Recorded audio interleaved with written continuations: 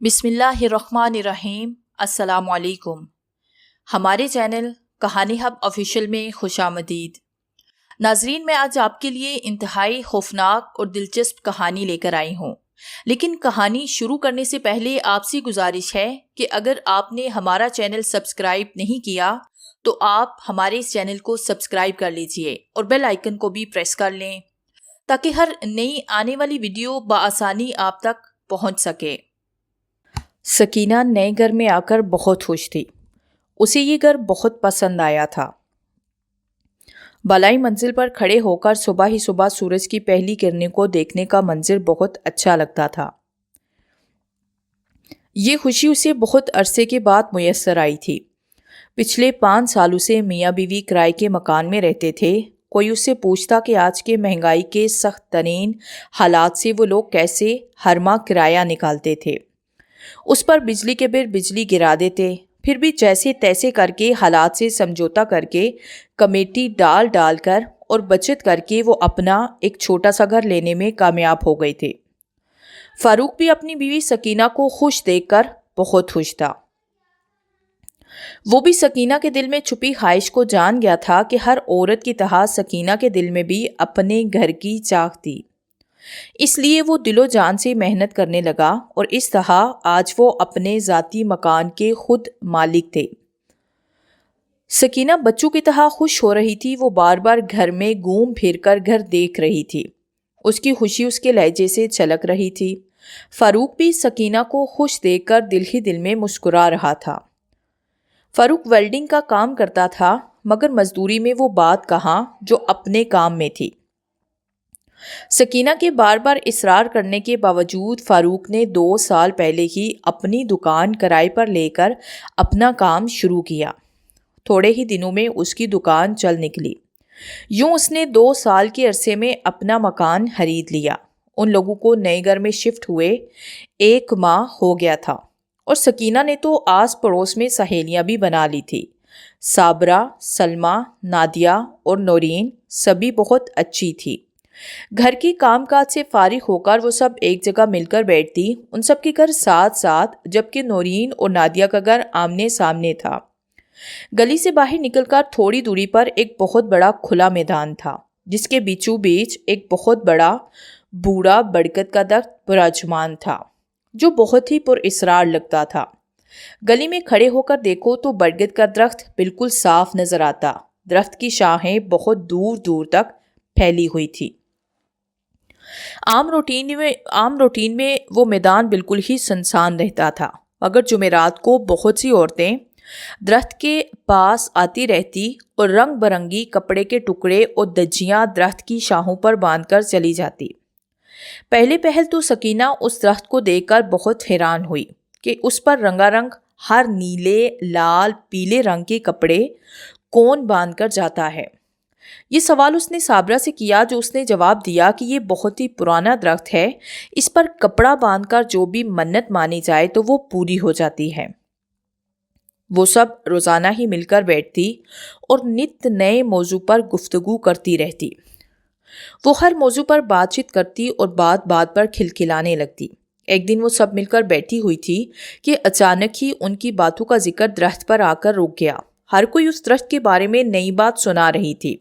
ان چاروں کا کہنا تھا کہ ہم نے تو آج تک کبھی کوئی منت نہیں مانی، اگر مانگنا ہی ہے تو اللہ سے مانگنا چاہیے۔ یہ توہم پرست لوگوں کا کام ہے، ہمیں نماز پڑھ کر اللہ سے مانگنا چاہیے۔ بس کچھ لوگوں کی رائے اس درخت کے بارے میں کچھ اور تھی۔ ان لوگوں کا کہنا تھا کہ یہ درخت جناتی درخت ہے، جہاں سب کی مرادیں پوری کرتا ہے تو وہیں ان سب کا سب کچھ چھین بھی لیتا ہے۔ کچھ لوگوں کا یہ بھی کہنا تھا کہ کچھ بھی ہو، یہ درخت ان کی مراد پوری کرتا ہے، اور سچ بھی یہی تھا کہ واقعی جس چیز کی لوگ منت مانتے تھے وہ پوری ضرور ہوتی تھی۔ غرض کے جتنے منہ اتنی ہی باتیں۔ سکینہ کچھ توہم پرست واقع ہوئی تھی۔ ویسے تو اس نے کبھی اس قسم کی منت نہیں مانگی تھی، مگر سکینہ کے دل میں یہ بات بیٹھ گئی کہ کیا ہے اگر میں کچھ اس درخت سے مانگ کر دیکھ لوں تو۔ ان چاروں کے سامنے وہ خاموشی رہی، مگر روز گزرتے دن کے ساتھ ہی وہ بے چین ہو رہی تھی اور جمعرات کا بڑی شدت سے انتظار کر رہی تھی۔ پھر یہ بھی سوچ رہی تھی کہ کیا منت مانوں۔ اس کے پاس بہت کچھ تھا۔ اللہ جتنا انسان کو دیتا ہے وہ اس سے زیادہ کی تمنا کرنے لگتا ہے۔ انسانی فطرت بس اپنی خواہشات کا حصول ہے۔ اگر اسے دولت مل جائے تو وہ اس سے زیادہ کی طلب کرتا ہے، اگر اسے محبت مل جائے تو وہ اس سے زیادہ کی خواہش کرنے لگتا ہے، اگر اسے مقدر کا اختیار مل جائے تو انسان جنت کی خواہش کرنے لگے۔ دن گزرے اور جمعرات آئی۔ سکینہ چادر لپیٹے منہ ڈام کر درخت کے پاس پہنچ گئی۔ عورتیں عموماً صبح 8 بجے سے آنا شروع کرتی تھی۔ درخت کے پاس آ کر وہ خوف زدہ بھی ہوئی، پھر بھی درخت پر اپنے دوپٹے کا تھوڑا سا حصہ باندھتے ہوئے بولی، فاروق کا کاروبار پھیل جائے۔ کام تو فاروق کا ٹھیک تھا، مگر جس دکان میں وہ کام کرتا تھا وہ دکان بہت زیادہ چھوٹی تھی، بہت زیادہ تنگی ہوتی تھی۔ پھر اس نے کام کے لیے ایک لڑکا بھی رکھا ہوا تھا۔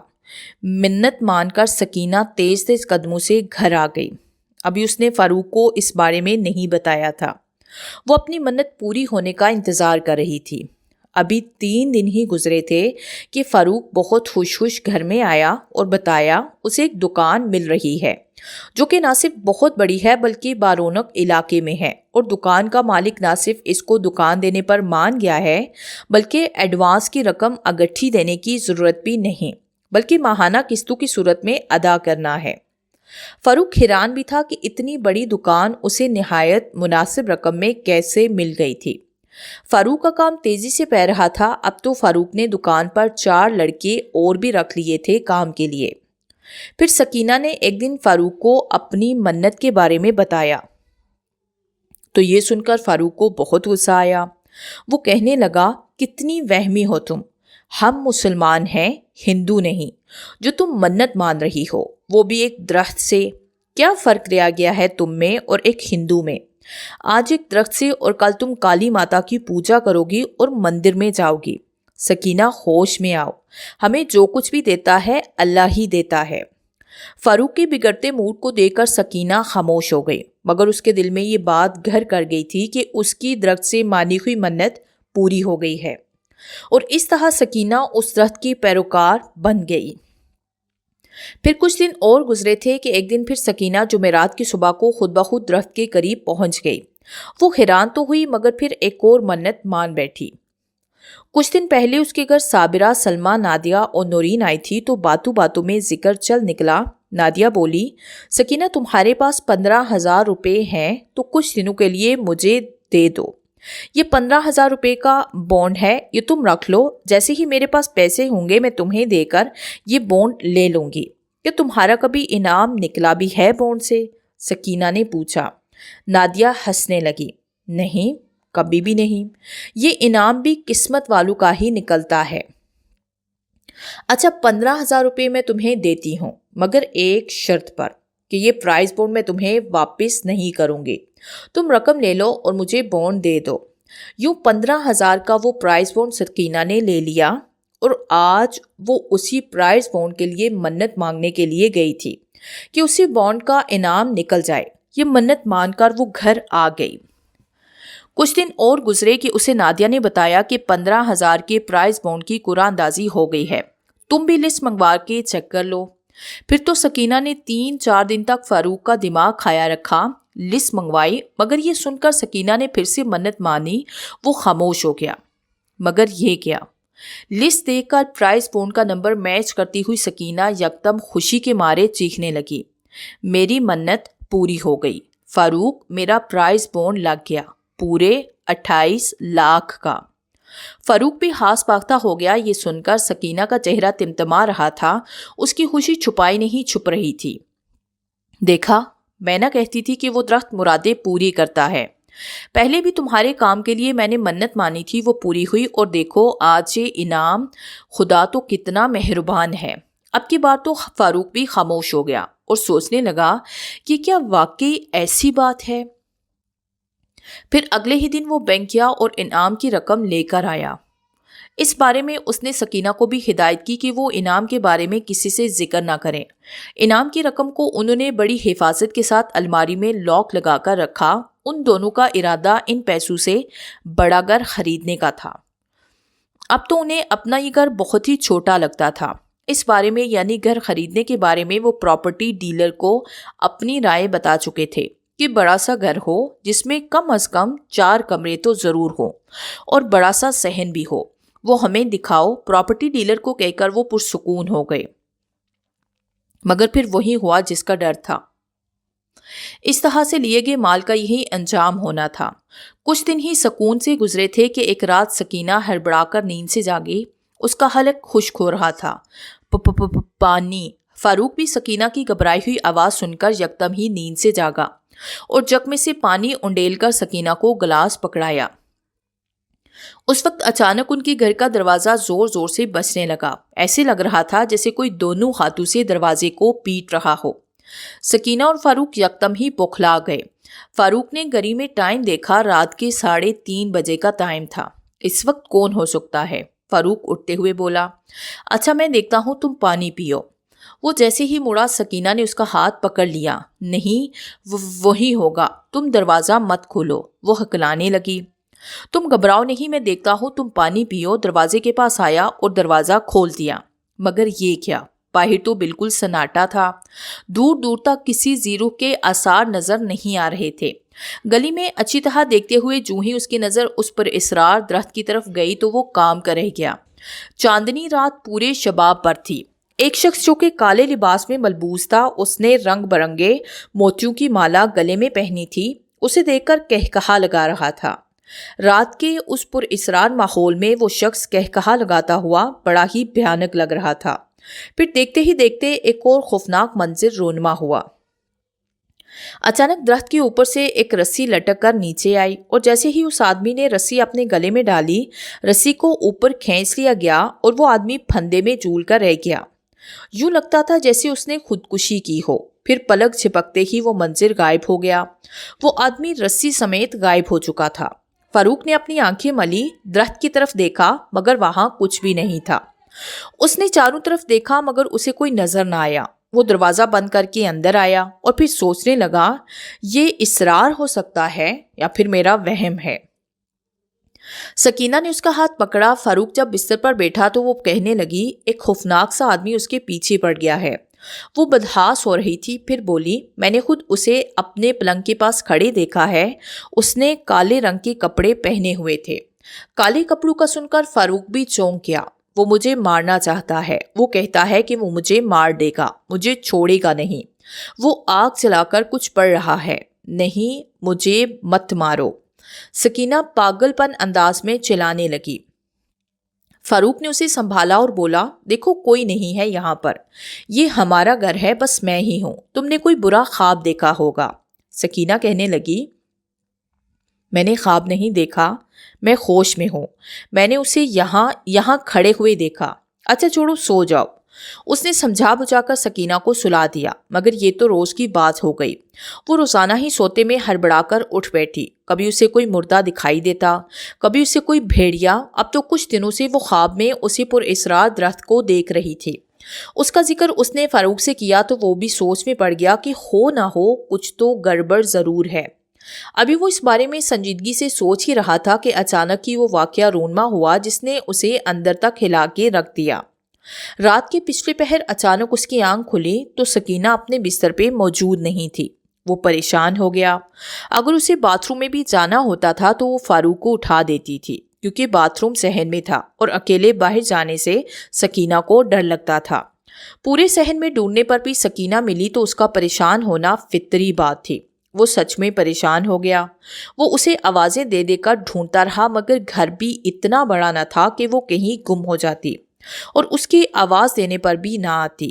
پریشان ہوتا ہوا وہ نظر آیا۔ وہ گلی کا دروازہ کھول کر باہر آیا۔ جیسے ہی اس کی نظر کھلے میدان کی طرف گئی تو وہ بوکھلا کر رہ گیا۔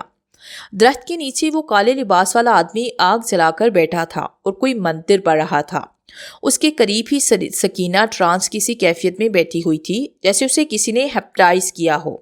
کسی بھی مزاحمت کے بغیر فاروق نے سکینہ کو آواز لگاتے ہوئے میدان کی طرف دوڑ لگا دی۔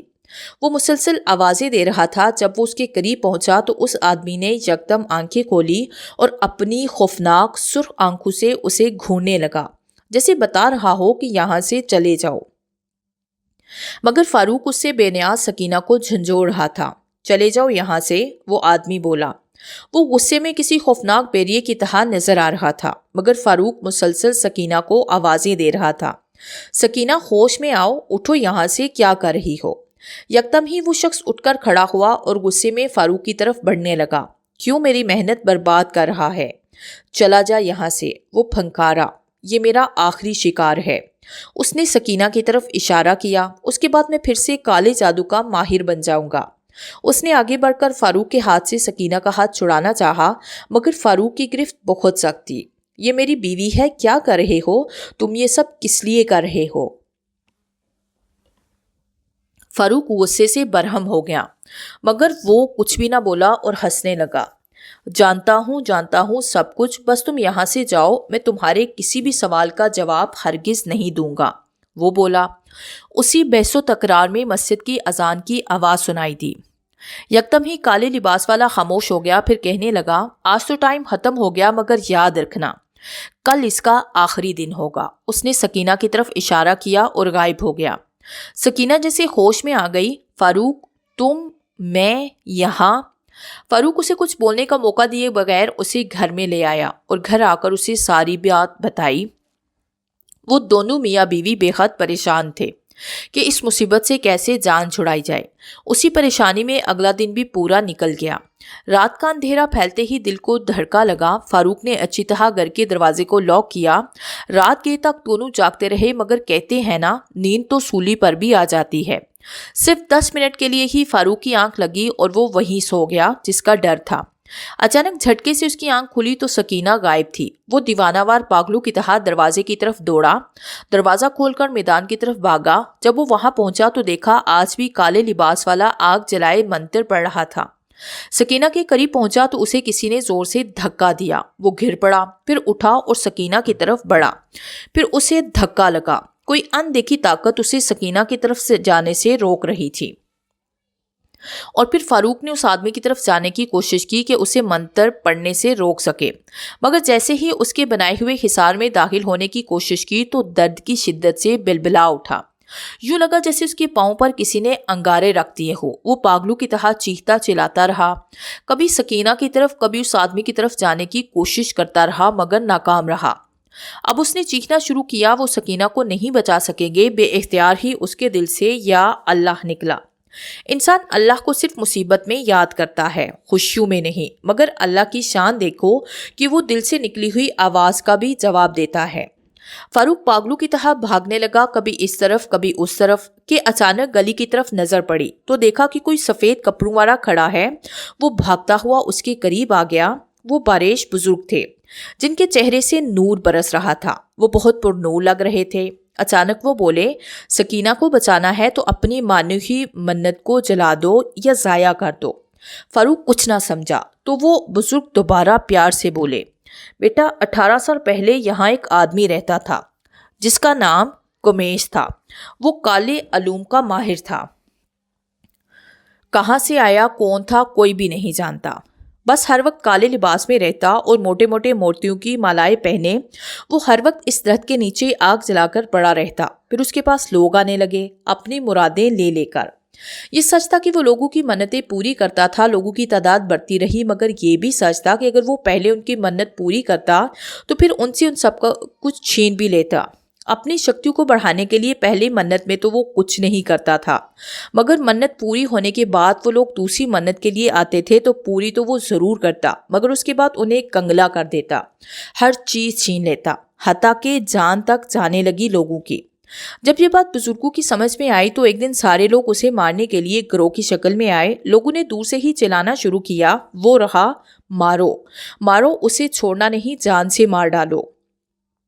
लोग भागते हुए इसके करीब आ रहे थे कि यकदम ही उसने अपनी आंखें खोली और फिर एक मंत्र पढ़ा जिससे दरख्त पर से एक रस्सी लटक कर नीचे आई। उसने गले में फंदा डालकर खुदकुशी कर ली।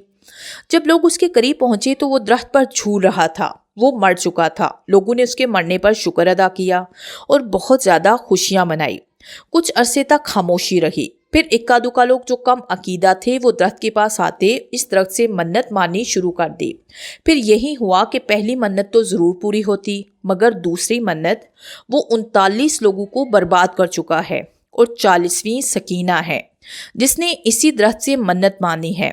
फिर दूसरी मन्नत भी मानी, इससे पहले कि वो सकीना को भी मार दे तुम उसकी मन्नत उसकी आग में ज़ाया कर दो, वरना वो फिर से जिंदा होकर काले अलूम का माहिर बन जाएगा और अब की बार उसका इल्म ज़्यादा ताकतवर होगा।